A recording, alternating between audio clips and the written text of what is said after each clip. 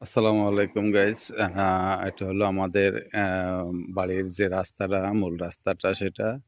আহ, এটা হলো আমাদের বাড়ির রাস্তা। এটা হলো বাড়ির পুষ্করিণী। আহ, খুব সুন্দর একটা বাড়ির পুষ্করিণী আমাদের। আহ, বাড়িতে যাওয়ার জন্য যে রাস্তাটা, সেই রাস্তা হলো এটা। এটা হলো গ্রামের রাস্তা, সরু রাস্তা। দেখতে খুব সৌন্দর্য দেখা যায়।